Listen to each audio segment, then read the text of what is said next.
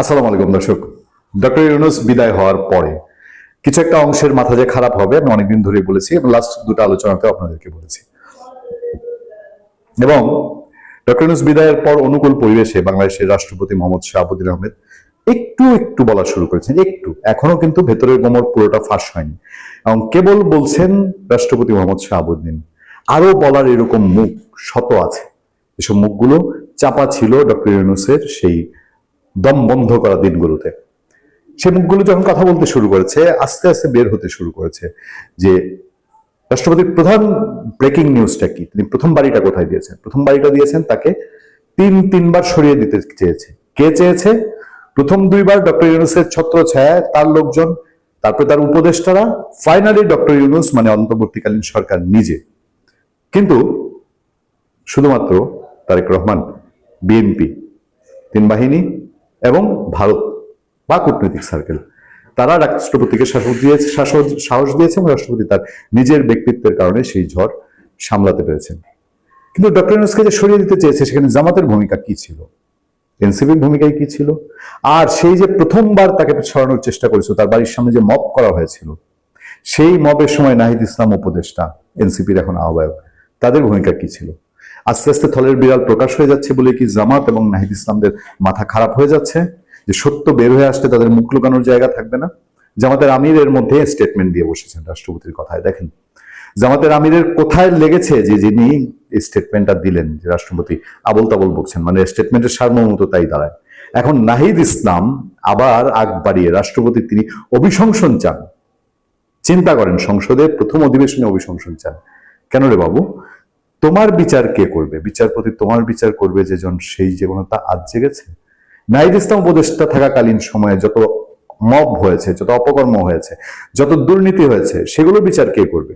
দুদিন বাদে নাহিদ ইসলামদের গ্রেফতার, নাহিদ ইসলামদের অ্যারেস্ট, যেরকম ওই আসিফ মাহমুদ সজীব ভুঁইয়ার গ্রেফতারের কথা বারবার উঠে আসছে, নাহিদ ইসলামের গ্রেফতারের কথা যখন উঠবে, যখন আওয়ামী লীগ পুরোদমে মাঠে আসবে, যখন তারা মিছিল মিটিং করবে যে এই জুলাই কুযোদ্ধাদের জুলাইয়ের নাম বেচে জুলাইকে ধ্বংস করা এই সার্কেলটার বিচার, যখন শুধু আওয়ামী লীগ না, যখন এই রাষ্ট্রপতি বা এই অবহেলিত গোষ্ঠী না, যখন সেই যাদের ইমোশনের সঙ্গে প্রতারণা করা হয়েছে, সেই 5 আগস্ট যারা নিজের রক্ত দেওয়ার জন্য নিজের ঘর থেকে বের হয়ে এসেছিল, সেই ইমোশনের সঙ্গে যারা প্রতারণা করেছে, তাদেরকে যখন গ্রেফতারের কথা বলবে, তখন এই নাহিদ ইসলামরা কোথায় মুখ লুকাবে?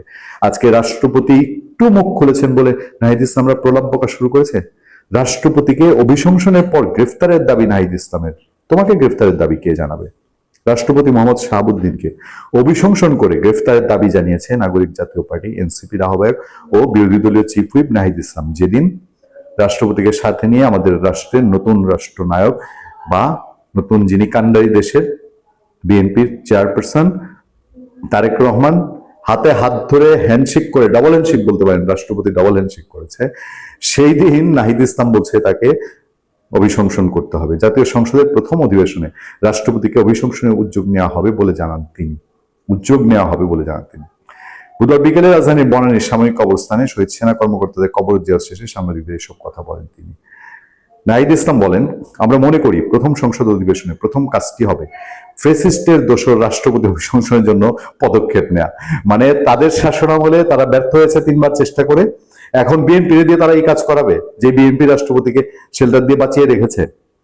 জাতীয় সংসদে সরকারি দল, বিরোধী দল সবাই মিলে এই কাজটি করবে, কারণ ফেসিবাদের বিরুদ্ধে আমাদের জাতীয় ঐক্য রয়েছে। আমরা মনে করছি জাতীয় ঐক্যের জায়গা থেকে এখানে কোনো বিভেদ থাকবে না, এটা সরকারি দল, বিরোধী দল একত্রে উদ্যোগ নেবে। স্বপ্ন দেখছে, আমরা বিশ্বস্ত সূত্রেও জানি যে জামাত এই ছকটা এখন আবার আঁকছে এবং জাতীয় সংসদের প্রথম অধিবেশনে তারা রাষ্ট্রপতিকে এই ফাইনাল কামড়টা দিতে চায়, লাস্ট কামড়টা, যেটা তারা বারবার ব্যর্থ হয়েছে ইউনূসের কাঁধে বা ইউনূস সহ চেষ্টা করে। অন্তর্বর্তী সরকারের সময়ে রাজনৈতিক দলগুলোর ঐক্যমত্যে প্রথম অধিবেশনে এই রাষ্ট্রপতিকে খেয়ে দিতে চাই নাহিদরা। এখন ঐক্যমত্যে চলে এসছে, এটা কি আমাদের মানতে হবে? তিনি বলেন, সেই সময় রাজনৈতিক দলগুলো ঐক্যমত্যে আসতে পারেনি দেখে রাষ্ট্রপতি পরিবর্তন হয় নাই, না হলে অন্তর্বর্তী সরকারের সময় রাষ্ট্রপতি পরিবর্তনের দাবি জনগণের পক্ষ থেকে ছিল। এই যে ওই যে আবার বলে জনগণ, আমি গুনছিলাম তো যখন মব করতে গেছে বঙ্গভবনের সামনে যে কয়জন জনতার কয়জন ছাত্র, গুনে দেখছিলাম, আপনাদেরকে গুনতে বলছিলাম সেদিন।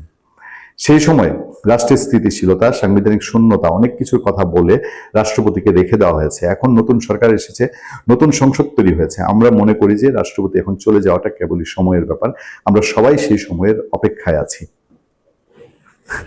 জুলাই আন্দোলনের সময় রাষ্ট্রপতি মোহাম্মদ শাহাবুদ্দিন আহমেদ নীরব নিষ্ক্রিয় ভূমিকা পালন করেছিলেন বলে অভিযোগ করেন এনসিপি প্রধান।